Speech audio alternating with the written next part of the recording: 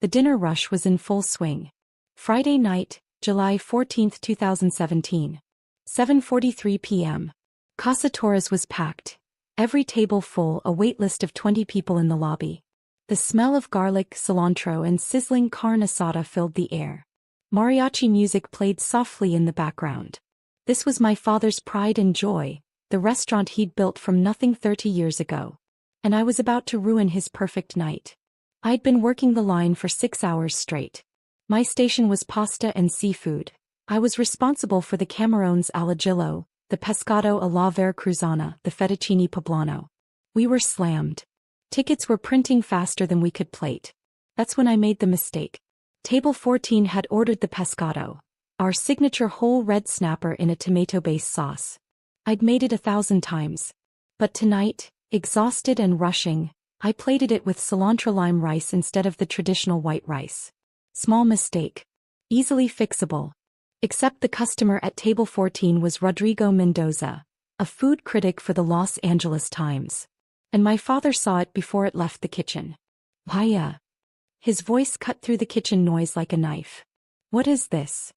I looked up from the shrimp I was sautéing. My father was holding the plate I just finished, his face dark with fury. The pescado for table 14, I said. With cilantro lime rice?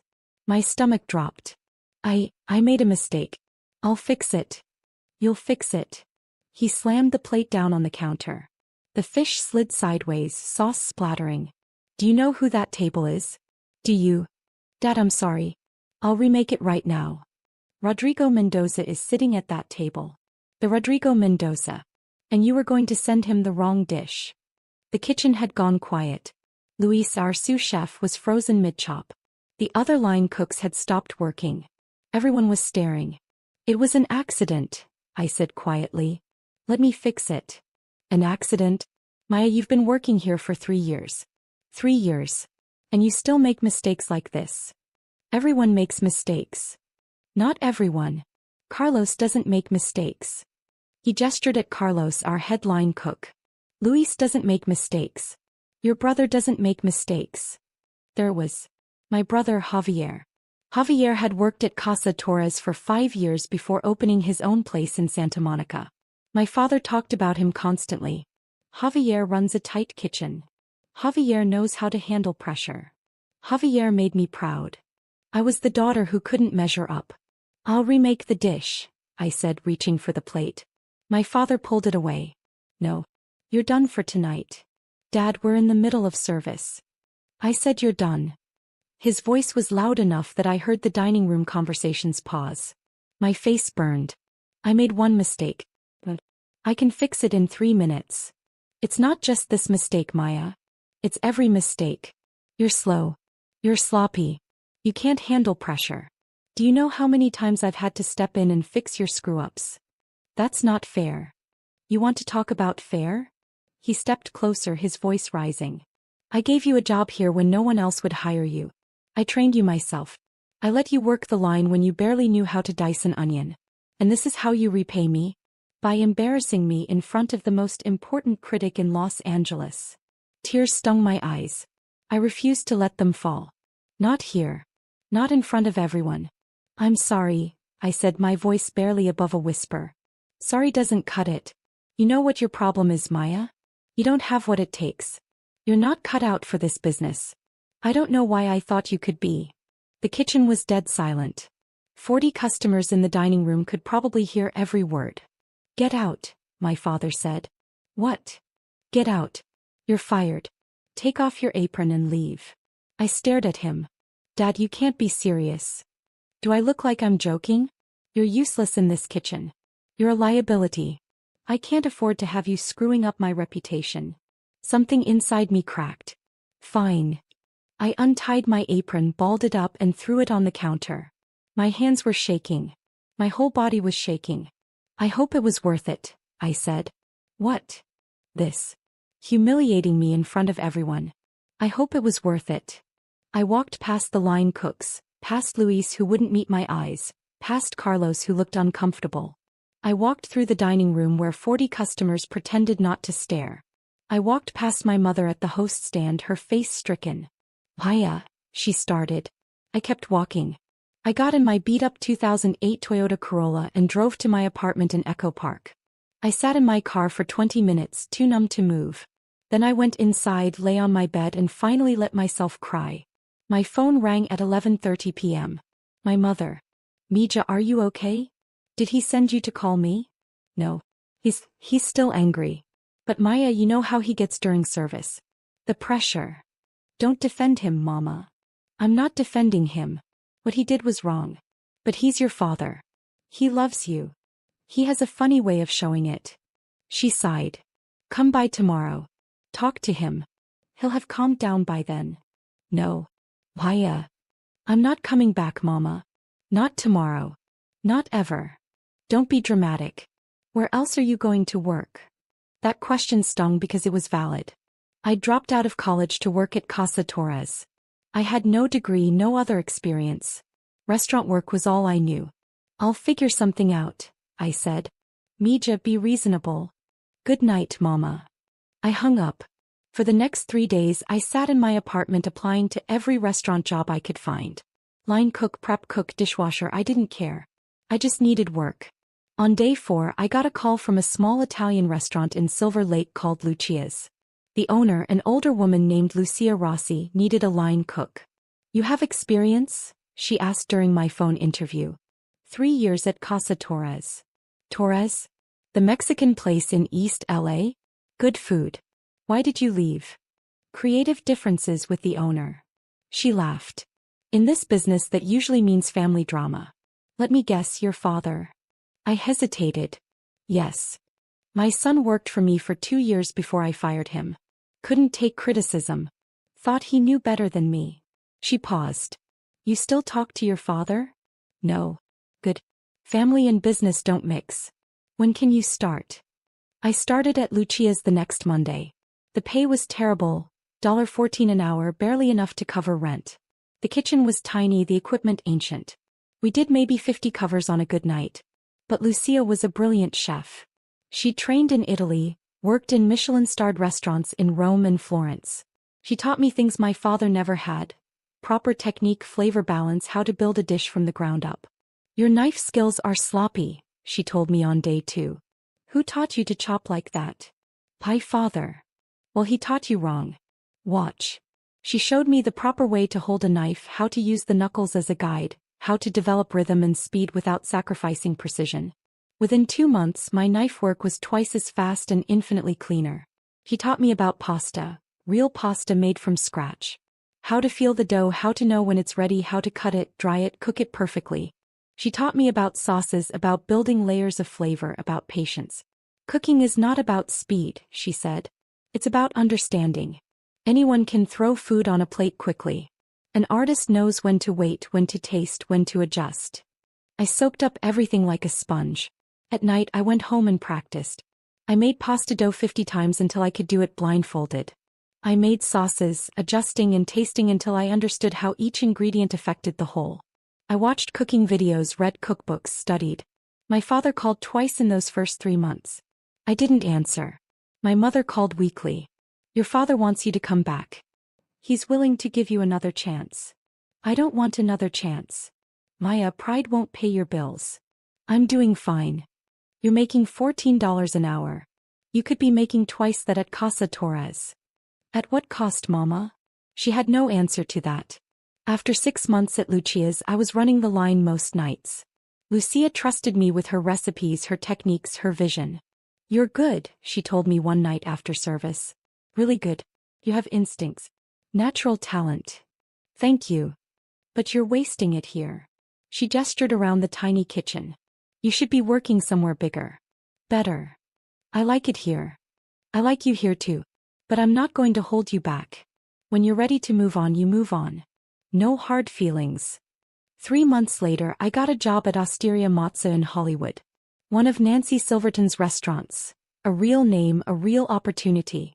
I worked there for a year learning from some of the best chefs in Los Angeles. The pace was brutal, the standards impossibly high. I worked 16-hour days, came home with burns on my arms and cuts on my fingers. I loved every second. But I was learning something else too. I was learning about the business side. How restaurants made money, how they managed inventory, how they priced menus. I paid attention to the managers, asked questions, studied their systems. Because an idea was forming in my head. A dangerous, ambitious, probably stupid idea. I wanted to open my own restaurant. I started saving every penny. I lived on rice and beans, worked double shifts, picked up extra hours wherever I could. In 18 months I'd saved $23,000. Not nearly enough to open a restaurant, but enough to start. I met Roberto Chin during a pop-up dinner event in downtown LA. He was a businessman and investor who specialized in restaurant ventures. We got talking after I'd cooked a 5-course tasting menu for his table. This sea base, he said, pointing at his empty plate. Where did you train? Osteria Mozza. Before that, Lucia's. Before that, my father's restaurant. Your father's restaurant? Casa Torres in East LA. I know that place. Good food. Traditional. Very traditional. But you're doing something different. This sea base, it's Mexican ingredients with Italian technique. Fusion but thoughtful. Not gimmicky. That's exactly what I'm trying to do. We talked for 2 hours. I told him about my idea. A restaurant that blended my Mexican heritage with the Italian techniques I'd learned. Elevated but accessible. High quality but not pretentious. How much do you have saved? He asked. 23,000. He laughed. You'll need 10 times that. Maybe 20. My heart sank. I know. I'm not ready yet. But someday. What if I said I'd invest? I stared at him. Seriously. I like your food. I like your vision. More importantly, I like your humility. You know what you don't know. That's rare. He paused. I'll put in $200,000 for a 40% stake. You put in your $23,000 and your expertise. We split the profit 60 to 40 in your favor. Are you serious? I don't joke about money. 6 months later, we opened Marisol in Culver City. 28 seats.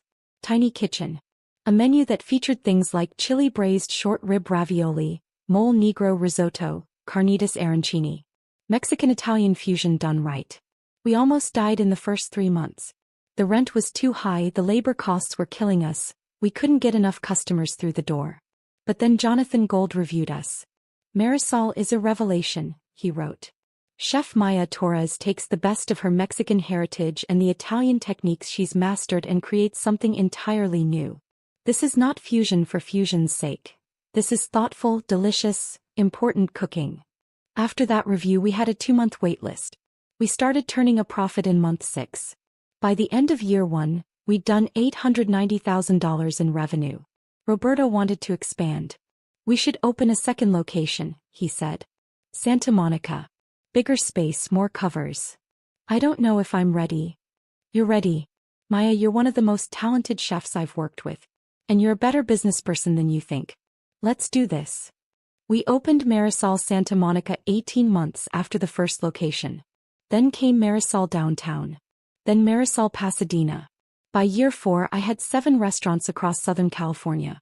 We were doing $8.3 million in annual revenue. By year 6, I had 12 restaurants. We'd expanded to San Diego and Orange County. Revenue hit $18 million. I was 29 years old. My father never called. Not once in those 6 years. My mother did occasionally. She told me about Casa Torres. How business was steady, how my father had hired a new line cook, how Javier was thinking about opening a second location in Westwood. She never asked about my restaurants. I think it was too painful for her to acknowledge that I'd succeeded without them. In year 7, I got a call from a commercial real estate broker named Susan Park. Miss Torres, I have a property that might interest you. A restaurant space in East LA. The current owner is looking to sell. I'm not looking to expand into East LA, I said. It's Casa Torres. I froze. What? Casa Torres. The Mexican restaurant on 4th Street. The owner is looking to retire. He's asking $2.1 million for the business, property, and all assets. My heart was pounding. Why is he selling? He's getting older.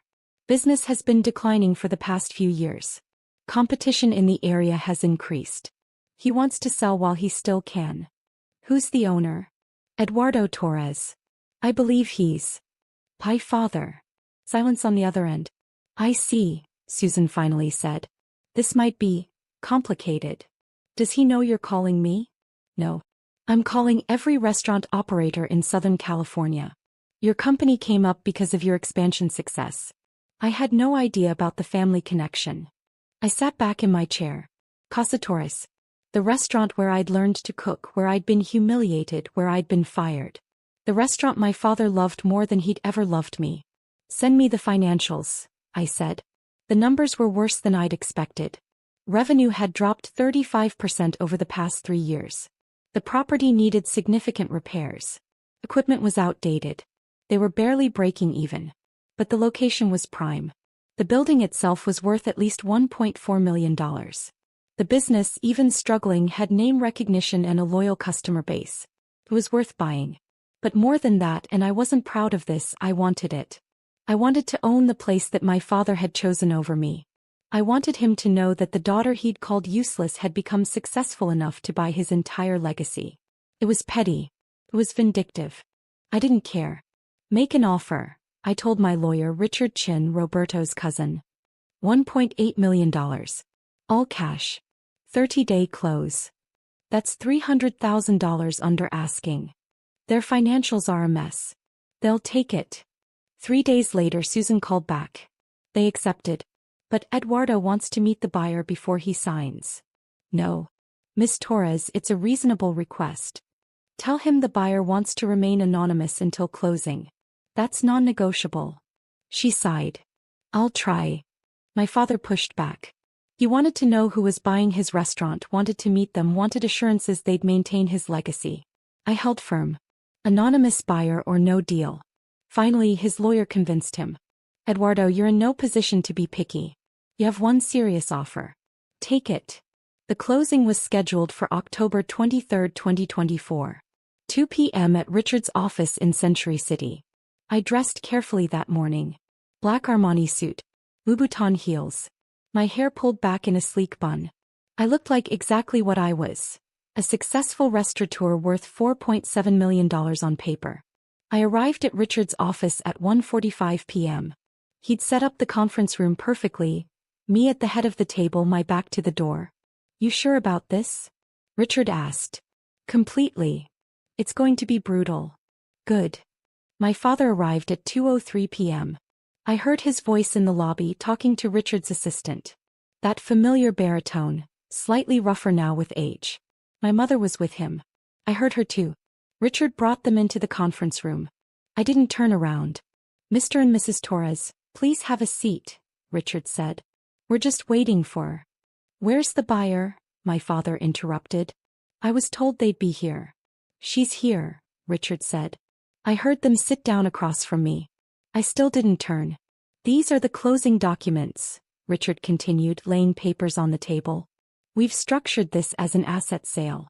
Ms. Torres is purchasing the business, the property, all equipment and inventory, the Casa Torres name and trademark. Wait, my father said. Ms. Torres? The buyer is a woman. Yes. Who is she?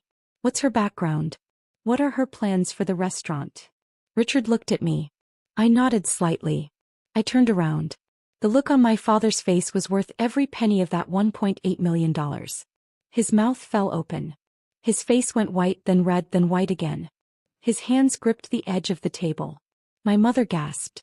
Why, hello, Papa. Mama. My father tried to speak. No words came out. You're buying Casa Torres? My mother finally managed. I am. But, how? Where did you get? She looked around the conference room at the expensive furniture, at Richard in his $3,000 suit. I don't understand. Ms. Torres owns and operates 12 restaurants across Southern California, Richard said smoothly.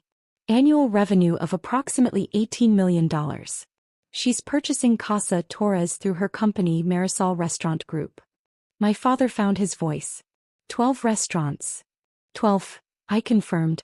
That's impossible. You were working at that Italian place making $14 an hour. That was 7 years ago, Papa. Things change. He stared at me like I was speaking a foreign language. You own 12 restaurants. I do. Would you like to see the portfolio? I slid a folder across the table. He opened it with shaking hands. Photos of each location. Revenue figures. Press clippings. Boards. Jonathan Gold's review.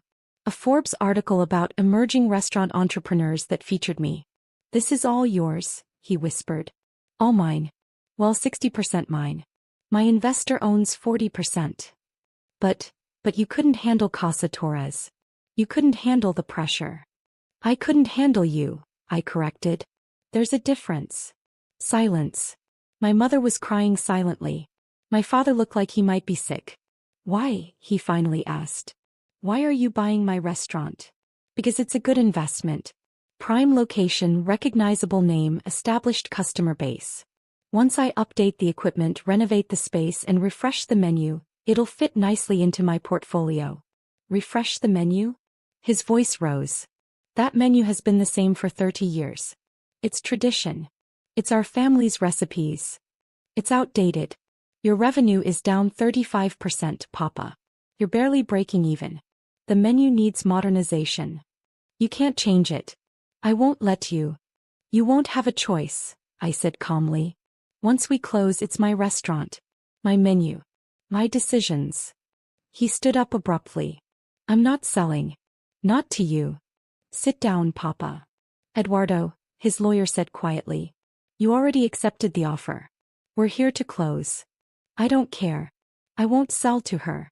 Not after what she—" He stopped, seeming to realize how absurd that sounded. "After what what?" I asked. "Please finish that sentence." He said nothing. "You won't sell to me after I left? After you fired me in front of 40 customers and called me useless?" I leaned forward. "Or maybe you won't sell to me because it's humiliating. Because the daughter you thought was a failure is successful enough to buy your entire legacy with cash." "Maya," my mother said softly. "Please." "Please what, Mama? Please let this go? Please pretend the last 7 years didn't happen? Please pretend he didn't destroy me that night." "I was angry," my father said. "You made a mistake during the most important service we'd had in months." "I made one mistake. And you didn't just correct me. You didn't just take me off the line. You humiliated me. You called me useless in front of the entire staff. In front of customers. You fired me like I was nothing. You were sloppy. I was learning." My voice cracked. "I was 22 years old, working my first real kitchen job, and you expected perfection. You compared me to Javier constantly. Nothing I did was ever good enough. Your brother was better. My brother had your patience, your mentorship, your support. He got second chances, third chances, 100 chances. I got fired for one mistake." The room was silent except for my mother's quiet crying. I took a breath, forcing myself calm. "But you were right about one thing." "What?" "I wasn't cut out to work for you. I was cut out to do this." I gestured around the room. "Build my own empire. Make my own success. And I have 12 restaurants, Papa. 18 million in revenue. I'm more successful than you ever were." That landed like a punch. He actually flinched. "So yes," I continued, "I'm buying Casa Torres. And you have 2 choices. Sign the papers and walk away with $1.8 million. Or refuse to sell, watch your business continue to fail, and eventually lose everything anyway." His lawyer leaned over and whispered urgently in his ear. Eduardo listened, his jaw tight. "How long do I have to decide?" he finally asked. "You don't," Richard said. "The offer expires at 5 p.m. today. It's now 2:47 p.m. Sign now or lose the deal." My father looked at me with an expression I'd never seen before. Not quite respect. Not quite fear. Something in between. "If I sign," he said slowly, "what happens to the restaurant? What are you going to do with it?" "I'm going to gut it," I said honestly. "New equipment. New design. New menu. I'll keep some of your traditional dishes, the ones that are actually good. But I'm going to modernize it, elevate it. Make it relevant again." "You're going to destroy everything I built." "No, Papa. I'm going to save it. Your way was dying. My way will make it thrive." He stared at the papers in front of him for a long time. "Eduardo," his lawyer said quietly, "you need the money. The property needs repairs you can't afford. Your revenue is dropping every month. This is a good offer." My father picked up the pen with a shaking hand. He signed. Page after page after page. Each signature seemed to age him a year. When it was done, Richard collected the papers. Congratulations, Miss Torres. You're now the owner of Casa Torres. I stood up and extended my hand to my father. Thank you for your business. He looked at my hand like it was a snake. But he shook it. His palm was clammy. Can I ask you something? He said. What? Did you do this to hurt me? I considered lying. But what was the point? Yes, I said. Partly. But also because it's a good investment. And because I'm going to do what you never could, make it successful again. He nodded slowly. I suppose I deserve that. You deserve a lot more than that. My mother stood up. Maya, can we talk? Please. I don't think there's anything to say, Mama. Please. 5 minutes. Just you and me. I looked at Richard. He nodded. I'll finalize the paperwork with Mr. Torres and his attorney. I followed my mother out to the hallway. She was still crying. I'm sorry, she said immediately. For all of it. For not standing up for you that night. For not defending you to your father. For not being a better mother. Okay. Is that all you can say? Okay. What do you want me to say, Mama? That it's fine? That I forgive you? I don't. Not yet. What can I do? Nothing. There's nothing you can do. The damage is done. You're my daughter. Then you should have acted like it 7 years ago. I softened slightly. Look, I don't hate you. I'm not trying to hurt you. But I'm also not going to pretend everything is fine. You stood by and watched him destroy me. You chose him over me.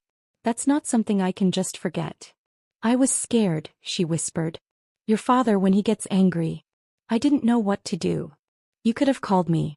You could have checked on me. You could have told me you believed in me. I do believe in you. Look at what you've accomplished. Now you believe in me.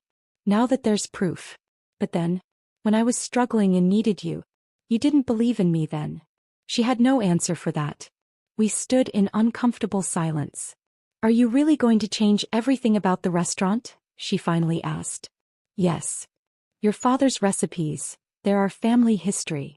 Then maybe you should have treated me like family when it mattered. She flinched. That's cruel. Is it? Is it more cruel than watching your husband fire your daughter and saying nothing? Than choosing his pride over her well-being? I was in an impossible position. No, Mama. You were in an uncomfortable position. There's a difference. I turned to go back into the conference room. Will we ever be okay again? She asked. I paused.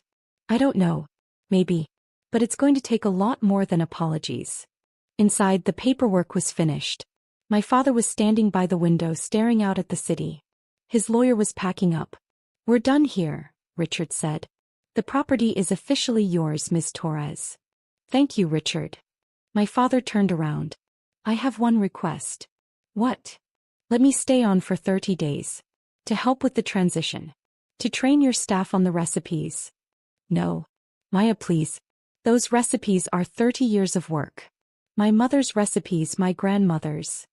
I have your recipes, Papa. You left a complete recipe binder in the kitchen. I don't need you to train anyone. But, no. We're done. You have 30 days to clear out your personal belongings. After that, the property is mine and you're not welcome there. He looked like I'd slapped him. You really hate me that much? I don't hate you, I said honestly. But I don't trust you. And I don't need you. That's what you never understood. You thought I needed Casa Torres, needed your approval, needed you. But I built 12 restaurants without any of that. I don't need you now. I picked up my bag. The wire transfer will complete in 48 hours. After that, we're done. No more contact unless it's through lawyers. Maya. My mother started. Goodbye, Mama. Papa. I walked out of that conference room with my head high. The renovation of Casa Torres took 4 months. I gutted everything. New kitchen equipment. State-of-the-art everything. New dining room. Modern Mexican aesthetic, warm but upscale. New bar with a serious mezcal program. And a completely new menu. I kept 5 of my father's traditional dishes. The ones that were genuinely good. The mole poblano, the cochinita pibil, the chiles rellenos. But I elevated them. Better ingredients, refined techniques, beautiful plating. The rest of the menu was mine. My vision. Mexican-Italian fusion, the style I'd become known for. Chili braised short rib ravioli. Mole negro risotto. Carnitas arancini. Tequila lime scallops with corn puree. I hired a new staff. Young, hungry cooks who wanted to learn. I paid them well, $18 an hour to start, health insurance, paid time off. I created the kitchen environment I'd always wanted. Casa Torres, now rebranded as Casa Marisol, reopened on March 15, 2025. The reviews were incredible. Maya Torres has taken her father's legacy and transformed it into something extraordinary, wrote Patricia Escarcega in the LA Times. This is not your traditional Mexican restaurant. This is elevated, innovative, exciting. And it's packed every night. We had a 3-month waitlist within 2 weeks. Revenue in the first year hit $2.4 million. We were the most profitable location in my entire portfolio. My father never came by. Never called. Never acknowledged the restaurant's success. My mother called once, 6 months after we opened. I drove by Casa Marisol, she said. There was a line out the door. Yes. We're doing well. Your father heard about it. About how successful it is. Good. He won't admit it, but I think he's proud. In his way. I don't need his pride, Mama. I never did. I know. I just thought you should know. We talked for a few more minutes about nothing important, then hung up. A year after opening Casa Marisol, I was featured in Forbes as one of the 30 most promising entrepreneurs under 30. The article detailed my journey, from being fired by my father to building a $24 million restaurant empire. Some people are motivated by encouragement, I told the interviewer. I was motivated by being told I was useless. It gave me something to prove. The article went viral in the restaurant industry. My phone rang 3 days after it published. Unknown number. I almost didn't answer. Why? My father's voice. I should have hung up. But curiosity got the better of me. What do you want? I read the article. In Forbes. Okay. You told them I fired you. You told them I called you useless. I did. It's the truth. Silence. Was that necessary? He finally asked. Did you have to humiliate me publicly? I laughed. It came out bitter. You humiliated me publicly 7 years ago, Papa. In front of 40 customers. Remember? That was different. How? How was that different? I was angry. It was in the moment. You deliberately told a reporter. I told a reporter the truth. I'm sorry if the truth is embarrassing for you. Maybe you should have thought about that before you fired me in front of everyone. I gave you a job when no one else would. I earned that job. I worked there for 3 years. And you threw me away like I was nothing. You made mistakes. Everyone makes mistakes. I was shouting now. But you never gave me the same grace you gave Javier. You never gave me a chance to learn, to grow, to prove myself. You decided I was useless and that was it. I was wrong. That stopped me. What? I was wrong, he repeated, his voice quiet. About you. About firing you. About all of it. I didn't trust myself to speak. You built something incredible, he continued. 12 restaurants. Millions in revenue. National recognition. You did what I couldn't do.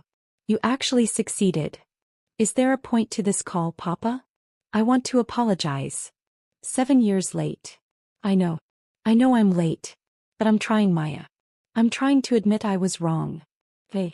You admitted it. Is that all? Can we talk? In person? Can I see you? Why? Because you're my daughter. Because I miss you. Because I want to make things right. I closed my eyes. Part of me, the part that was still 22 years old and desperate for her father's approval, wanted to say yes. But the rest of me, the part that had built an empire without him, knew better. I don't think so, I said.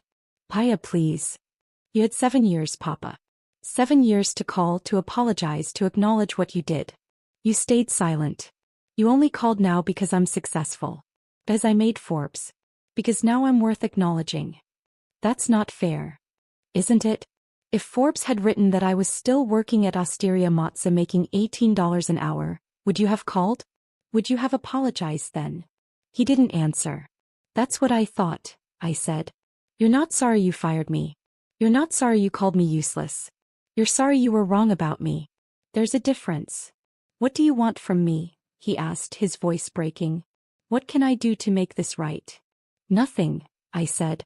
There's nothing you can do. Because the person who needed your approval, who needed your support, who needed you to believe in her, that person doesn't exist anymore. You destroyed her 7 years ago. I'm someone different now. Someone who doesn't need you. You'll always be my daughter. Biologically, yes. But family is more than biology. Family is showing up. Family is support.